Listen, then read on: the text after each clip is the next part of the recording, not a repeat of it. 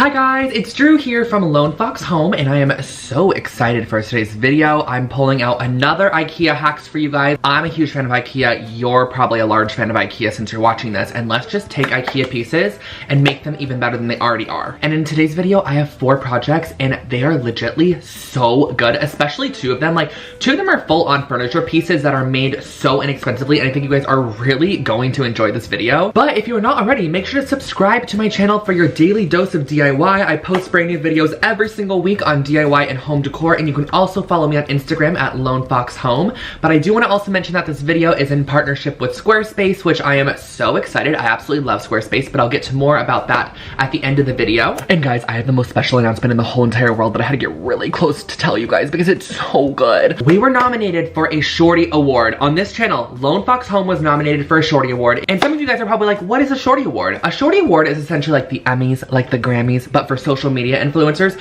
So it's basically an award for people on YouTube, Instagram, Twitter, Twitch, all those different social media platforms, and they pick like the top of the top for the year, I guess you could say, and there's 12 people per section. I'm in the house and home category for Lone Fox Home, and you guys, this channel is nominated for an award. So if you would like to vote, please do so. I'm gonna leave the link in the description box below where you can vote for Lone Fox Home, and you can actually vote once per day if you'd like to, and you actually get an additional vote if you do share your vote across social media. So make sure to share once you voted on Twitter or share wherever it allows you to share it, and you'll get additional votes. So I cannot believe this. I think we should definitely try to win this because it would be so fun and fresh. But yeah, after all of that information, I think it is time to get into the actual IKEA hacks.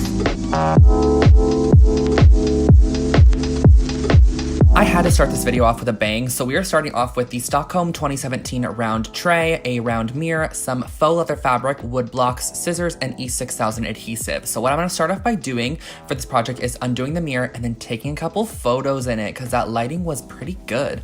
And then I'm going to flip the mirror over, and I'm actually going to be using these little square cubes, which they're just 1x1 square cubes. I'm going to use them kind of as a spacer because I wanted my mirror to be a little bit lifted. So I'm applying E6000, and if you guys are unaware of E6000, it is a very, very strong, like industrial grade adhesive, so it's gonna work great for this project. So I'm using E6000 and putting a ton of these little square spacers on the back of the mirror, just to fill in the space.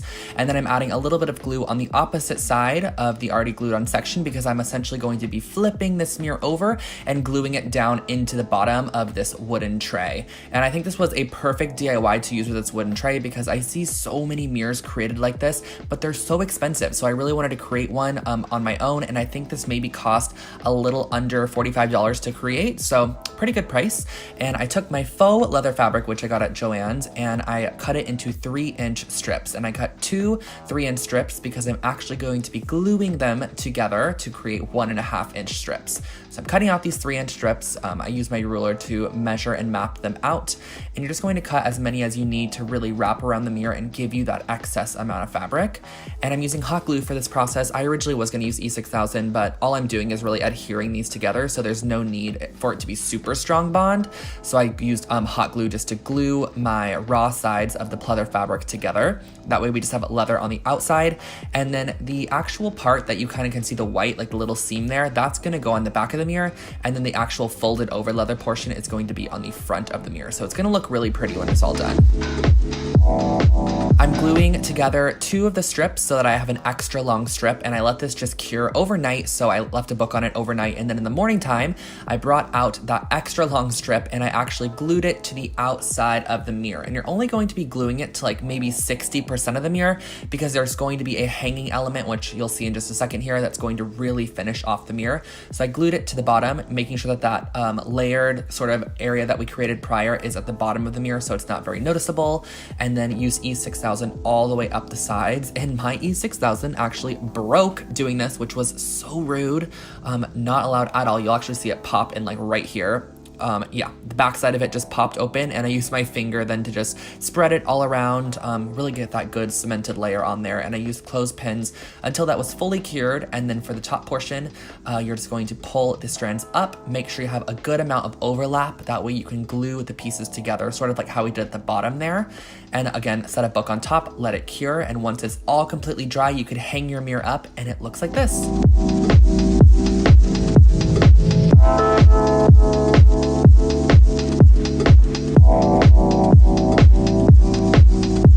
Moving on to the next project, we're creating this patterned pillow, and I'm just using a pillow insert from IKEA, some black paint, and a paintbrush. And I found this idea on Pinterest. I love the way the pillow looked, and I wanted to recreate one. And guys, this pillow literally cost me $3 to make because I'm just gonna paint directly on top of the pillow insert. I actually really love the fabric texture of the pillow insert, so I'm using a small little, probably 1/4-inch flat painting brush, and that just makes it so nice to create very squared off edges without having to do too much work. It kind of does it for you. And I'm going in and first creating a closed eye, I guess you could say, with some eyelashes on it. That's the first one I'm going to do. And then I do highly suggest coming up from the bottom and going down from the top because that flat edge of the paintbrush is really going to make a nice clean ending for you, as you can see here. So that's a big tip that I like to use, is just going down from the bottom and up from the top. But to create the open eye, I started by creating a straight line and then doing the top half of the eye. You're going to fill this in completely with black paint.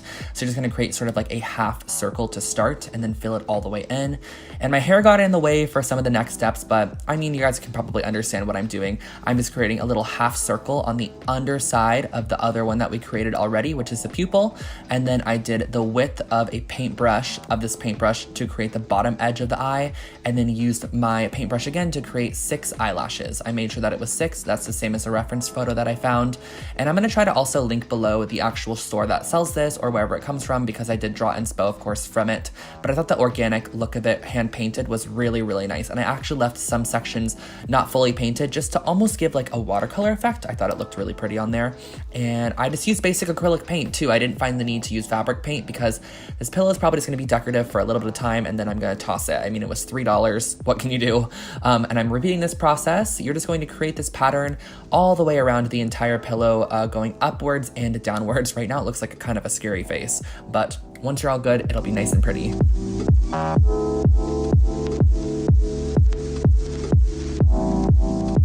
Moving upwards and creating that eyelash right up above the eye that we just created, and then moving down to the bottom. And then another big tip that I want to let you guys know about is to make sure to make some of the pattern go off the edge of the pillow. So really repeat the pattern across the entire front side. That's what's going to make it look very finished and kind of squared off, and that finishes your pillow.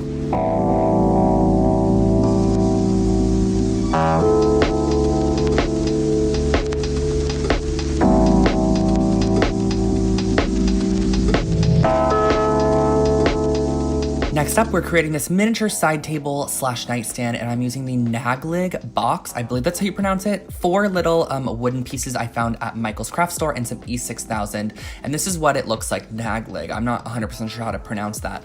But what you're going to start off by doing is just constructing the crate as shown on the instruction manual. There's just a couple of screws and a couple of longer screws to attach the bottom to it. And it's pretty self-explanatory. I just really created this in probably 10 minutes. It's pretty simple and easy.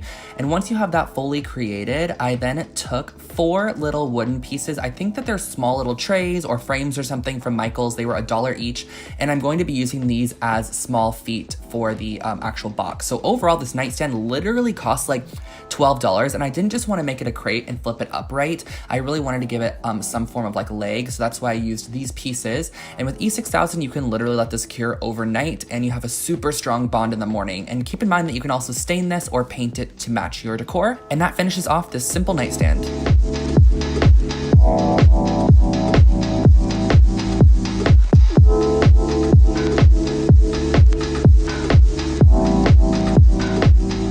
For this last project, we can create the perfect housewarming gift or gift for yourself. I'm using the Putta felt baskets and then also a pair of scissors. So this is just a clippable felt basket that you kind of just like snap together, but I'm actually going to use the fabric from the basket and turn it into little coasters. So what I'm using to start with is a ramekin, and I'm just creating a circle shape, but any circle that you have to create the shape you would like is great, something to trace around. And I'm using scissors to go and cut around the entire circle shape. And I also did include some of those stitching areas because I thought the stitching was actually a nice pretty element. And a tip that I use for cutting out circles is to hold your scissors at the same level but only move the fabric that you're cutting. So see how my scissors are stuck there the whole time and my fabric's only the one that's moving? That's a great way to cut circles very nice and clean. And I used a tiny bit of E6000 on the edge of my finger to cement down those little stitching lines so they couldn't pop up or pull out, and that finishes off your coaster set.